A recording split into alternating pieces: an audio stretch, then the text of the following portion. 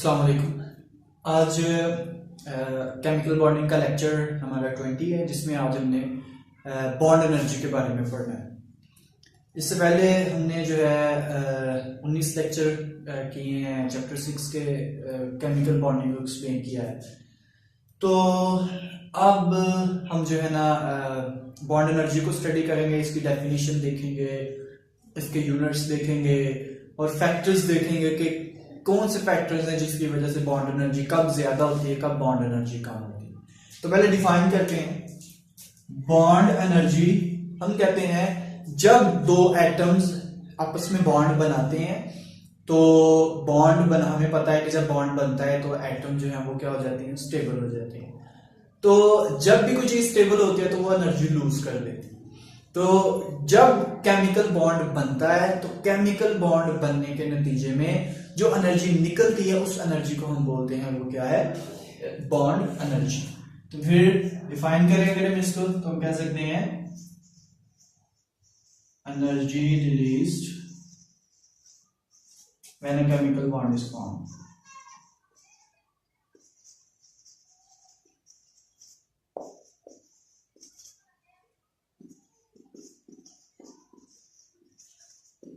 ठीक है जी, amount of energy released when a chemical bond is formed. तो उस एनर्जी को हम बोल देते हैं, एनर्जी को हम बोल देते हैं कि ये क्या है, बॉन्ड एनर्जी। तो जो इसको हम एक दूसरी तरह से भी डिफाइन कर सकते हैं। अगर एक केमिकल बॉन्ड बनते वक्त जितनी एनर्जी निकलती है, बॉन्ड को ब्रेक करने के लिए उतनी ही एनर्जी चाहिए होती है। फॉर एग्जाम्पल कार्बन बॉन्ड बने तो 348 किलो जूल पर मोल एनर्जी जो है निकलती है, बॉन्ड बनता है। ठीक है जी, प्लस साइन यूज किया मैंने, सॉरी, एनर्जी निकली है तो माइनस साइन होगा। ठीक है जी, एनर्जी रिलीज हुई है इतनी जब बॉन्ड बनता है।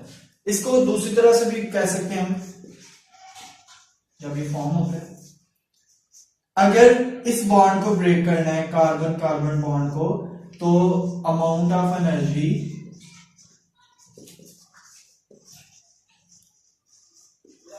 Required to break a bond.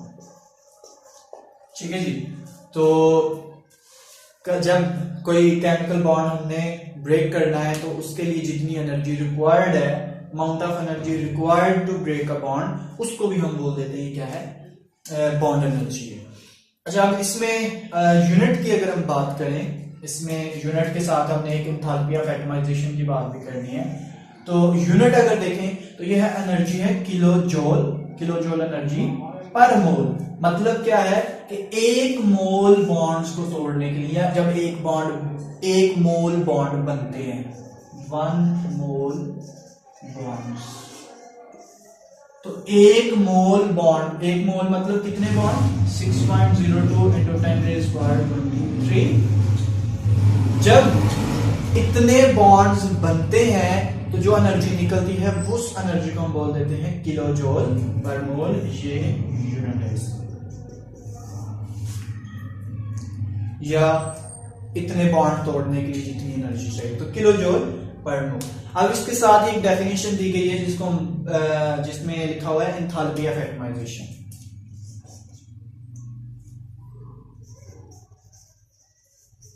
Enthalpy of atomisation, ये आप लोग चैप्टर 7 में भी पढ़ेंगे इसको।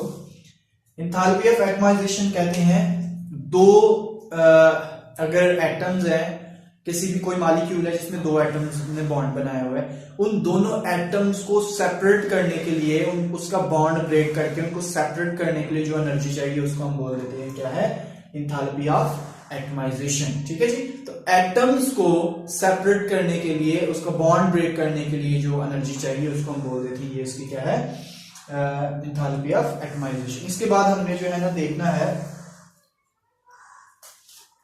इसको आप कह सकते हैं energy required to split a molecule into its components। ठीक है जी। तो किसी भी मॉलिक्यूल को उसके कंपोनेंट्स में स्प्लिट करने को बोल देते हैं एंथैल्पी ऑफ एटमाइजेशन। जबकि हाँ, एक पॉइंट आपने जो है ना वो माइंड में रखना है, ये हम पर है बॉन्ड एनर्जी। ये हम किसी खास बॉन्ड को ब्रेक करने के लिए जो एनर्जी चाहिए उसकी बात कर रहे हैं। मतलब किसी भी मॉलिक्यूल में अगर एक से ज्यादा बॉन्ड्स हैं, जैसे चलिए ऐसे बना लेते हैं इसको। फॉर एग्जाम्पल हमारे पास ये कंपाउंड, अब इसमें कितने ज्यादा बॉन्ड्स हैं, हम इन सारे बॉन्ड्स की बात नहीं कर रहे, हम किसी एक बॉन्ड की बात कर रहे हैं। मैंने बात की थी कार्बन कार्बन सिंगल बॉन्ड की। तो कार्बन कार्बन सिंगल बॉन्ड को ब्रेक, सिर्फ इस एक खास बॉन्ड को ब्रेक करने के लिए हमें 348 एनर्जी जो है ना ये जो है ना चाहिए। जब हम इसको ब्रेक करना है अगर हमें, तो 348 किलो जूल पर मोल। क्लियर है जी। तो ये इसको आपने जो है ना जरा ध्यान से ये मिक्सअप नहीं कर देना आपने। अच्छा, अब इसके बाद अगर हम बात करें तो कौन से फैक्टर्स हैं जिसकी वजह से जो है ना ये बॉन्ड एनर्जी कम होती है या ज्यादा होती है, तो देखते हैं इसको।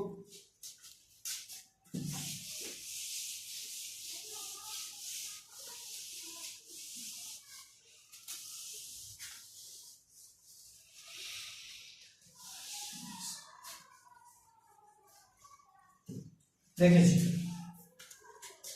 सबसे पहली बात, मल्टीपल बॉन्ड्स जो हैं, मल्टीपल बॉन्ड्स हैव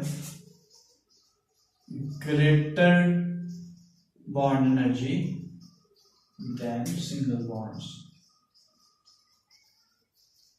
ठीक है जी। पहला पॉइंट हमारा ये है कि जो मल्टीपल बॉन्ड्स हैं उनकी बॉन्ड एनर्जी ज्यादा होती है। जैसे for example carbon carbon single bond है तो इसकी एनर्जी है 348 किलो जूल पर मोल।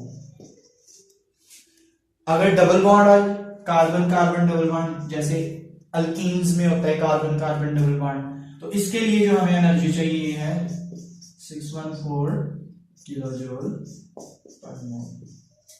ठीक है जी। अब इसके बाद इस पे एक दो पॉइंट और हम डिस्कशन में पहले ट्रिपल बॉन्ड की बात भी कर लें। तो कार्बन कार्बन जब ट्रिपल बॉन्ड होता है तो उसके लिए एनर्जी चाहिए होती है 839 किलो जूल पर मोल। पहला पॉइंट जो क्लियर हो रहा है वो तो बिल्कुल ठीक है बात कि मल्टीपल बॉन्ड जब आते हैं तो एनर्जी क्या होती है, ज्यादा होती है। सिंगल बॉन्ड का एनर्जी थी 348, डबल बॉन्ड के लिए 614 और ट्रिपल बॉन्ड के लिए 839।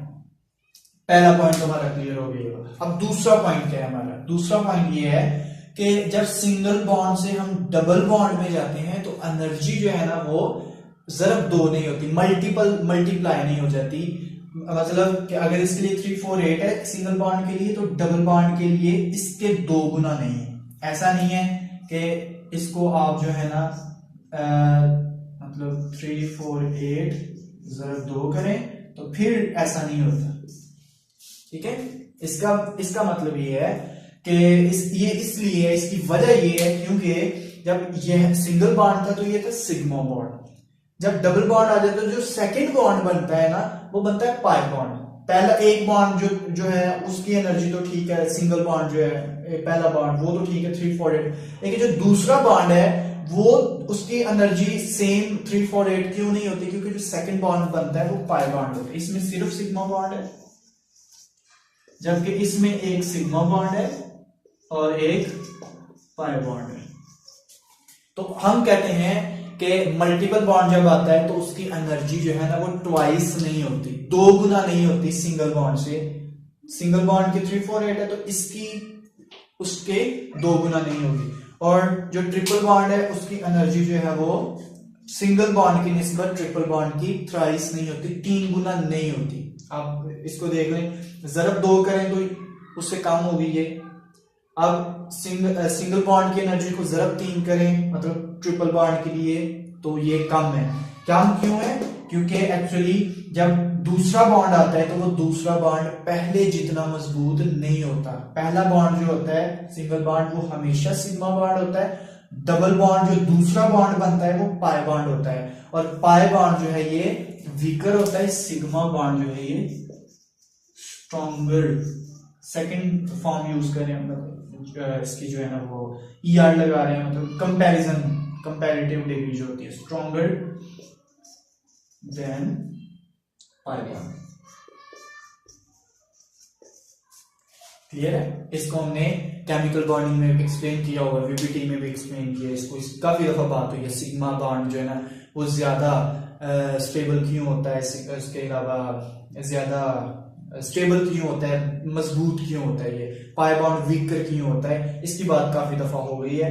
आपको पता होना चाहिए इसमें ओवरलैपिंग जो है सिग्मा बॉन्ड में इलेक्ट्रॉन न्यूक्लियस के दरमियान में होते हैं, उसको ब्रेक करना मुश्किल होता है। ये आप उसमें देख लें, VBT का ये टॉपिक है ये।